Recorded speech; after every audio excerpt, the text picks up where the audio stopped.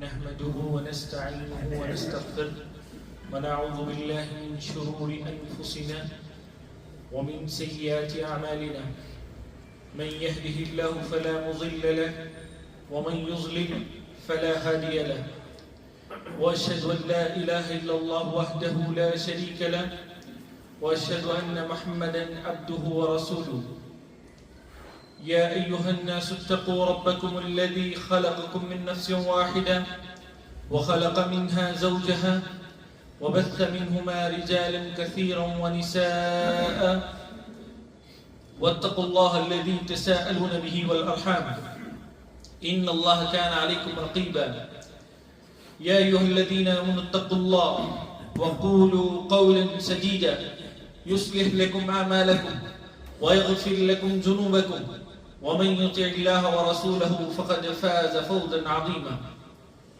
أما بعد فإن خير الحديث كتاب الله وخير الهدي هدي محمد صلى الله عليه وسلم وشر الأمور محدثاتها وكل محدثة بدعة وكل بدعة ضلالة وكل ضلالة في النار. محترم و مکرم بزرگان دین، پردہ نشین خواتین اسلام اور حاضرین جمعہ، اللہ سبحانہ و تعالیٰ نے شریعت اسلامیہ میں ہمارے لیے ہر چیز کی رہنمائی کی ہے. ہمارے لیے کیا صحیح ہے، کیا غلط ہے، کون سی چیزیں ایک انسان کو صرف آخرت میں نہیں بلکہ دنیا میں بھی محترم اور مکرم بنا سکتی ہیں. ان تمام چیزوں کو اللہ سبحانہ و تعالیٰ نے قرآن میں اور رسول اللہ صلی اللہ علیہ وسلم کی زبان میں اچھی طرح واضح کر دیا ہے.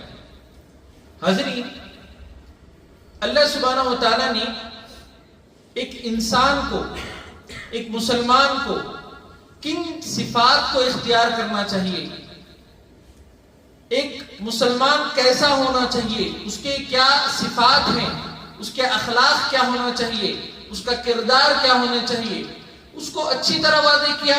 اور ساتھ میں یہ بھی بتایا کہ ایک مسلمان کا کردار کیسا نہیں ہونا چاہیے، کون سی ایسی صفات ہیں جن کو ایک مسلمان اختیار نہیں کرنا چاہیے.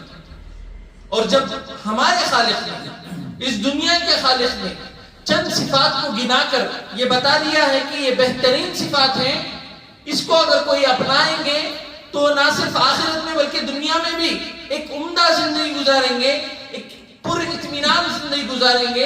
تو ہمارا یہ ایمان ہونا چاہیے کہ انہی صفات میں بھلائی ہے.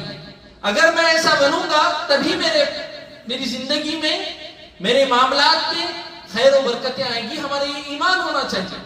اور وہی دوسری جانب جو اللہ سبحانہ و تعالیٰ نے ایسی صفات گنائے ہیں جن سے ایک مسلمان کو بچنا چاہیے، جن سے ایک مسلمان کو دور رہنا چاہیے، تو ہمارا یہ ایمان ہونا چاہیے جب میں ان سے بچوں گا تبھی جو ہے میری زندگی میں خیر و برکتیں آئیں گی، اور تبھی میں ہر قسم کی پریشانیوں، مصیبتوں اور بلاؤں سے مکمل طور پر محفوظ رہوں گا. یہ ایمان رکھنے کے ساتھ ساتھ اگر کوئی ان صفات کو اپنا لے گا تو یاد رکھ لیجئے کہ دنیا میں بھی اس کے لیے کامیابی کا بہت بڑا ذریعہ ہے، اور آخرت میں بھی اللہ سبحانہ و تعالیٰ اسے مکمل طور پر کامیابی سے ہمکنار کریں گے. حاضرین، جو صفات اللہ سبحانہ و تعالیٰ نے، جو کردار اللہ سبحانہ و تعالیٰ نے ایک مسلمان کو، ایک مومن کو اپنانے کے لیے کہا ہے، انہی صفات یا انہی جو ہے معاملات میں ایک بہت اہم مسئلہ قناعت ہے. قناعت پسندی. جتنا ہماری کشادگی ہے، جتنا ہمارا رزق ہے، صرف اسی میں اکتفا کرنا، اس پر خوش ہونا اور اسی میں اکتفا کرنا.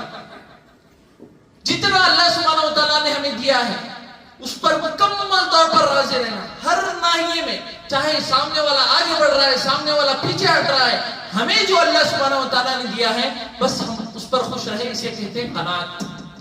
لیکن آج ہمارے مسلمانوں کا حال یہ بڑے افسوس کے ساتھ کہنا پڑ رہا ہے، یہ قناعت والی صفت کو بھول گئے ہیں.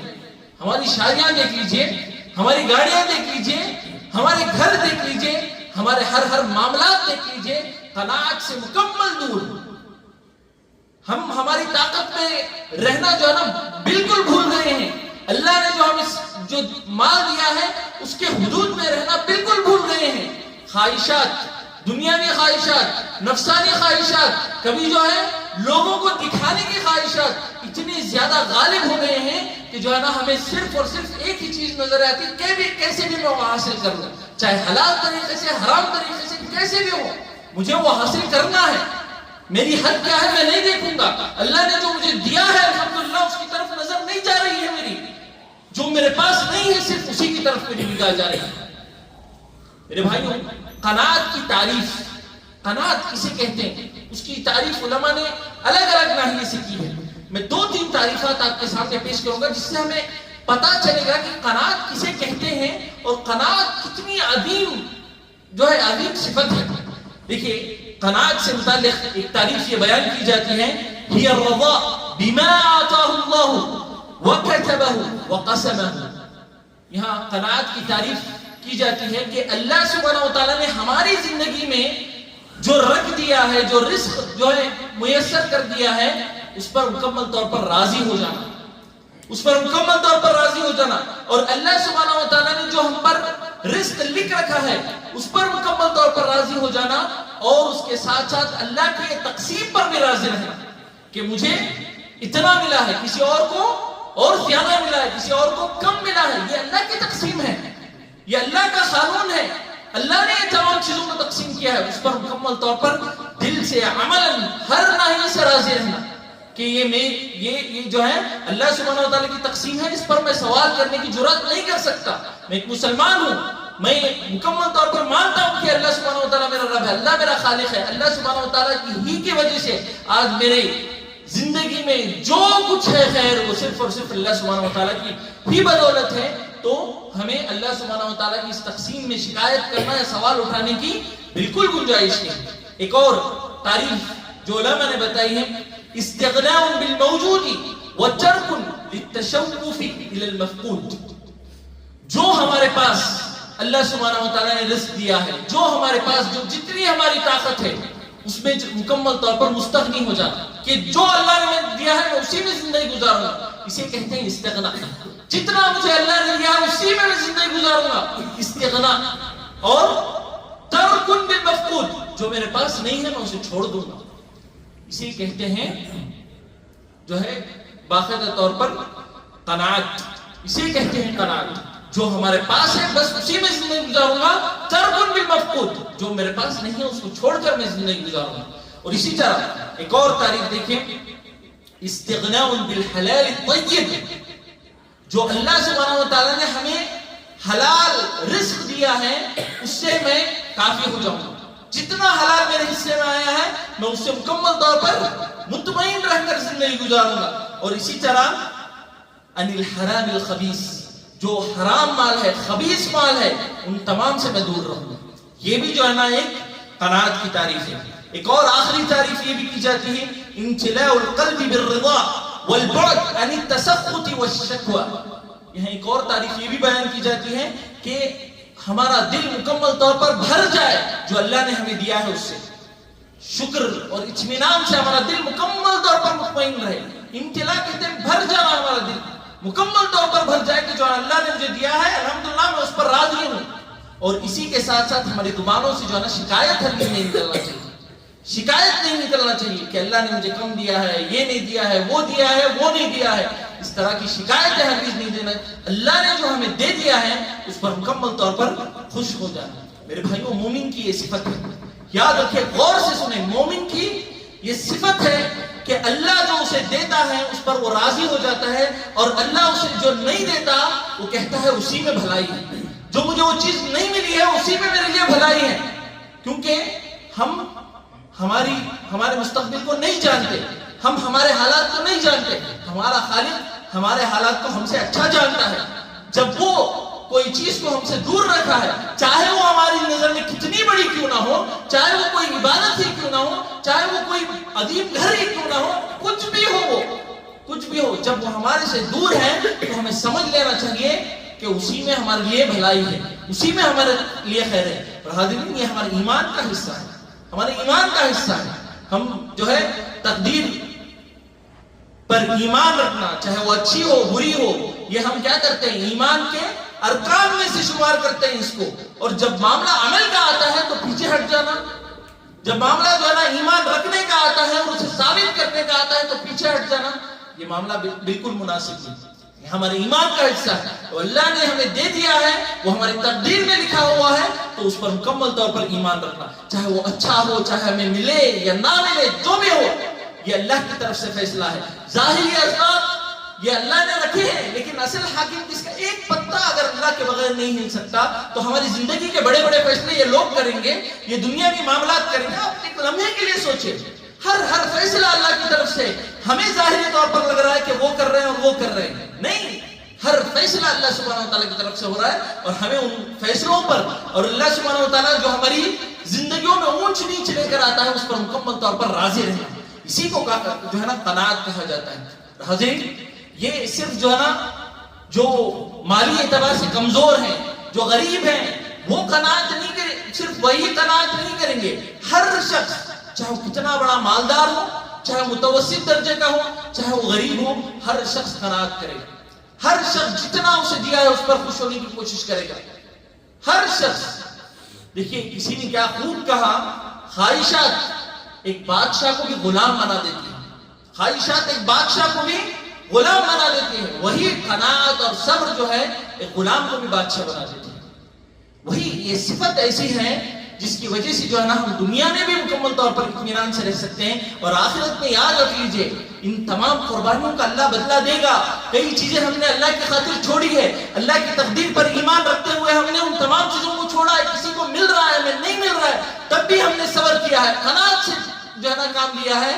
تو یاد رکھ لیجئے کہ اللہ سبحانہ وتعالیٰ شاکر نہیں ہے, ان ہماری قربانیوں کی قدردانی نہیں کرے گا اللہ, ہرگز نہیں, ہرگز نہیں. اللہ سبحانہ وتعالیٰ ہر چیز کو دیکھ رہا ہے, ہماری ہر قربانی کو, ہمارے دل کی کیفیت کو بھی اللہ سبحانہ یعلم ما فی الصدور, ہماری دل کی کیفیت کو بھی اللہ اچھی طرح جانتا ہے کہ کتنا یہ بندہ صبر کر رہا ہے, کتنا یہ بندہ جو ہے مکمل طور پر اپنی زندگی کو سمیٹ کر چلنے کی کوشش کر رہا ہے. جو اللہ نے دیا ہے بس اسی میں راضی ہے, اور اپنی زندگی جو ہے نا اسی کے ناحیے سے چلانے کی کوشش کر. یہ عمل جو ہے نا ہمارا مکمل طور پر ہونا چاہیے. حاضرین, یہ جو لالچ ہے, اور اسی طرح سے بے اطمینانی ہے, حسد ہے, ایک دوسرے سے جلن ہے, بغض ہے, یہ تمام جو ہے بیماریوں کا بس ایک ہی علاج ہے, قناعت. اگر ہمارے پاس جو ہمیں اللہ نے دیا ہے اس کو ہم دیکھیں گے, اس کا شکر ادا کر کے ہم زندگی گزاریں گے, یہ تمام چیزیں, یہ تمام امراض ہمارے دلوں میں کے قریب بھی نہیں ہیں.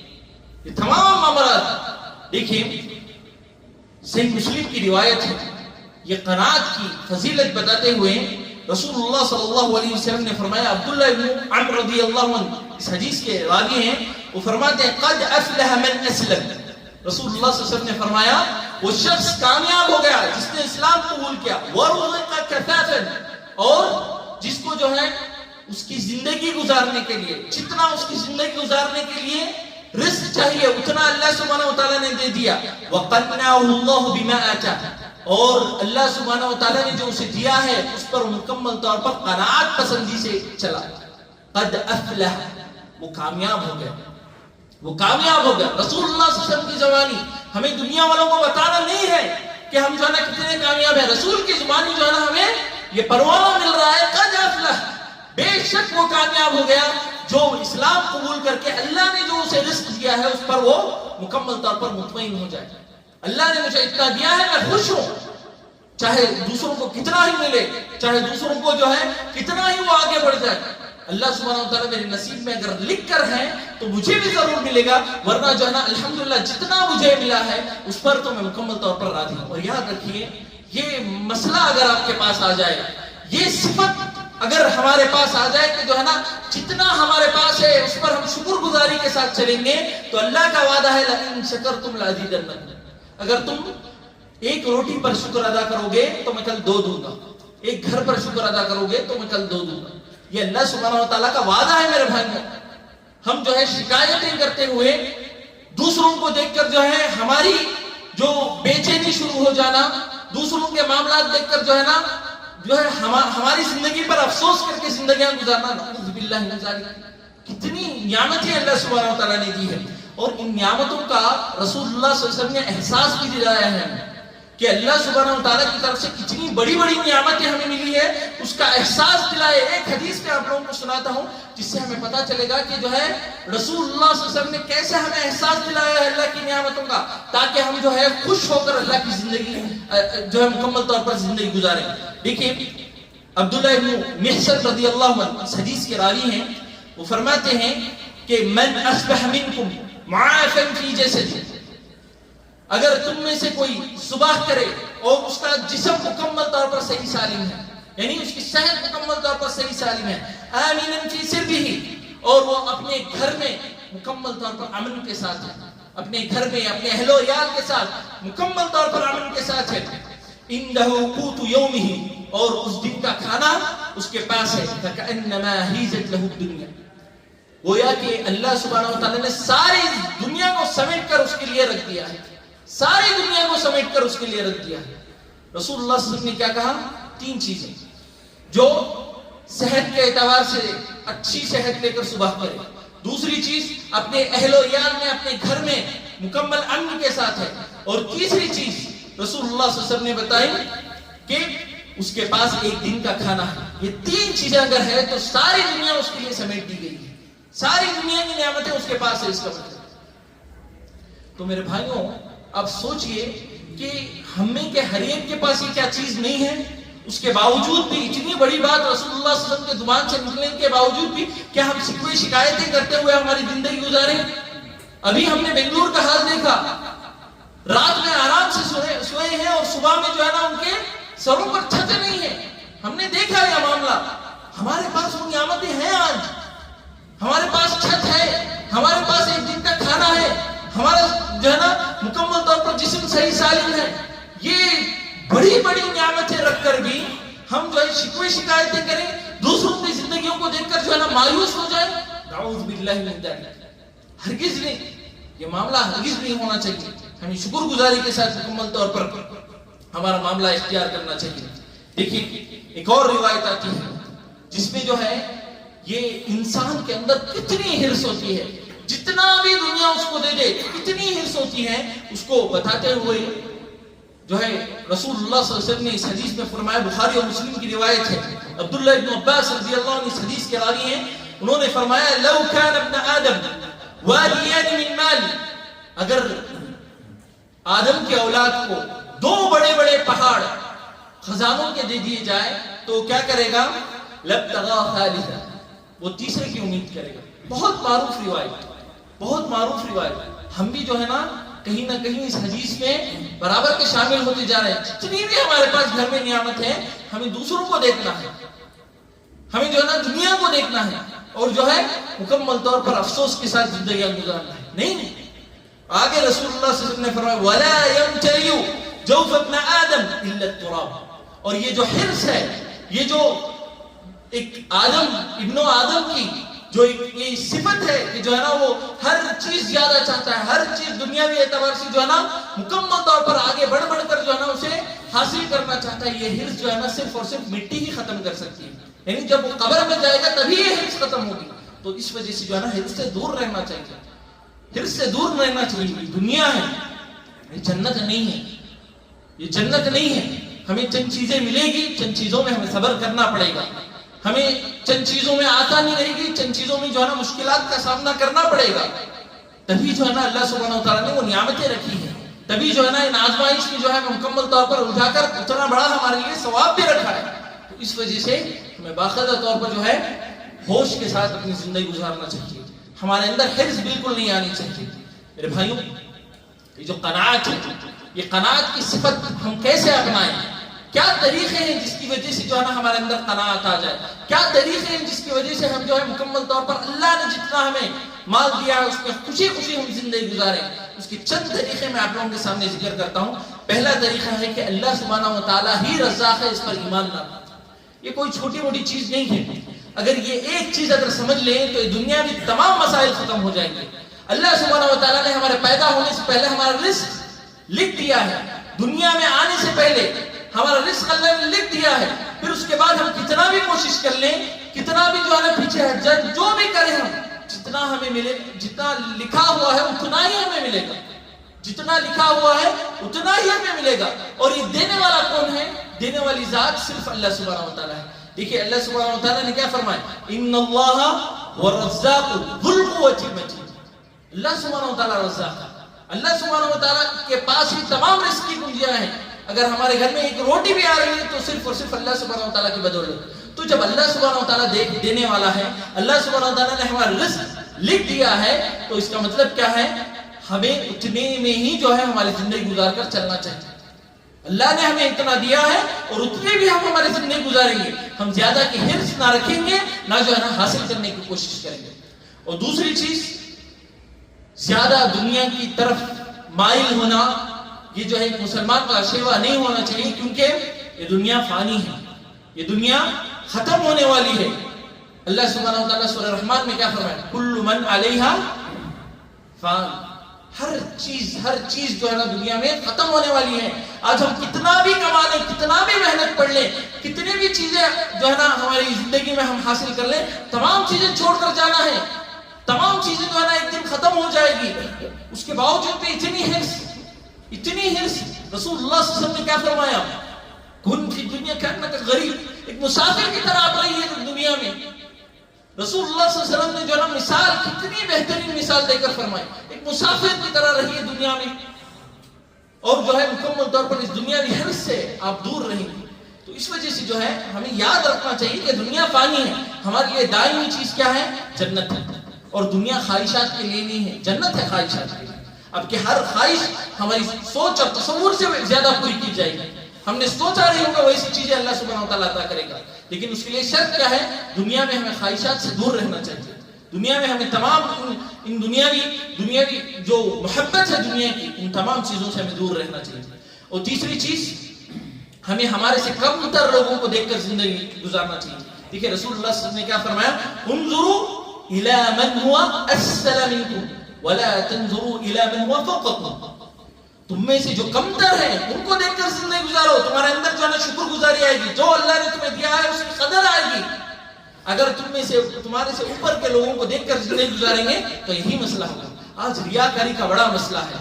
آج لوگ ہر چیز خرید رہے ہیں، ہر چیز بڑی بڑی ہوٹلوں میں جا کر کھانے کا بس ایک ہی مقصد ہے، لوگوں کو بتانا، پیٹ بھرنا نہیں، جو ہے نا وہ چیز کو جو ہے نا کھانا نہیں، لوگوں کو بتانا. کھانے سے پہلے جو ہے نا تصاویر ڈالتے ہیں، کوئی چیز لینے کے بعد تصاویر، صرف لوگوں کو دکھانے کے جو ہے نا جنون میں ہر چیز کرنے کے لیے تیار ہے، ہر قربانی دینے کے لیے تیار ہے، ہر حرام طریقے سے ان تمام چیزوں کو حاصل کرنے کے لیے تیار ہے. نہیں میرے بھائی، لوگ جو ہے نا کبھی ہمارے سے مطمئن نہیں ہوں گے، نہ کبھی خوش ہوں گے. ہمیں جو ہے نا صرف اور صرف اللہ سبحانہ و تعالیٰ کو راضی کرنے کی کوشش کرنا چاہیے. اور چوتھی چیز، اسراف سے بچنا چاہیے. اسراف سے بچنا چاہیے. ہمیں معلوم ہونا چاہیے کہ جو ہے نا ہم کیا خرید سکتے ہیں، کون سی چیز ہمارے لیے ضروری ہے، کون سی چیز ہمارے لیے ضروری نہیں ہے. دیکھیے اللہ نے کیا فرمایا؟ یا بنی آدم خذوا زینتکم عند کل مسجد. جب بھی مسجد آؤ تو جو ہے نا اچھے لباس پہن کر آؤ، زینت اختیار کر کے آؤ. پھر اس کے بعد وکلوا واشربوا ولا تسرفوا. اللہ سبحانہ وتعالیٰ نے فرمایا کھاؤ پیو لیکن اسراف مت کرو، انہ لا یحب المسرفین. اللہ سبحانہ و تعالیٰ اسراف کرنے والوں کو ہرگز نہیں پسند کرتا. تو ہمیں یاد رہنا چاہیے کہ میں نے یہ مال کمایا ہے، میں کہیں بھی خرچ کروں گا، ایسا معاملہ نہیں ہے. اللہ سبحانہ و تعالیٰ کے پاس ہمیں جواب دینا ہوگا کہ کہاں سے کمایا اور کہاں خرچ کیا، یہ جواب دینا ہوگا. تو مکمل طور پر ہمیں احتیاط کے ساتھ، مکمل طور پر جو ہے نا ہمیں خیال رکھتے ہوئے ہماری مال کو صرف کرنا چاہیے. اور اسی طرح اسلاف کی زندگیاں پڑھنا چاہیے. ایک حدیث میں آپ لوگوں کو سناتا ہوں. عروہ رضی اللہ عنہ جو عائشہ رضی اللہ عنہ کے بھتیجے ہیں، بھانجے ہیں، وہ جا کر جو ہے عائشہ رضی اللہ عنہ سے پوچھتے ہیں، اے میری خالہ، آپ کے ایام کیسے گزرتے تھے؟ آپ صلی اللہ علیہ وسلم جب تک تھے تو آپ کے ایام کیسے گزرتے تھے؟ تو عائشہ رضی اللہ عنہ بتاتی ہے کہ 2 مہینے گزر جاتے تھے. وما اوقدت فی ابیات رسول اللہ صلی اللہ علیہ وسلم نار. 2 مہینے گزر جاتے تھے، ہمارے گھروں میں چولہا نہیں جلتا تھا. یہ سب سے اشرف لوگ ہیں، یہ لوگ جن کو جو ہے اللہ سبحانہ و تعالیٰ نے سب سے مقرب بتائے، ان کے گھروں کا معاملہ یہ ہے.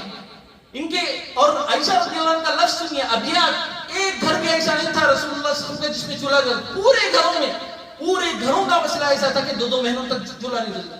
اب جو ہے نا عروہ رضی اللہ عنہ تعجب سے پوچھتے ہیں، تمہارے کیف یعیش، تم کیسے زندگی گزارتے تھے، کیسے زندہ رہتے تھے تم لوگ؟ تو عائشہ رضی اللہ عنہ بتاتی ہے تھمر والماء، ہم جو ہے نا کھجور اور پانی سے جو ہے نا ہماری زندگی بسر کرتے تھے.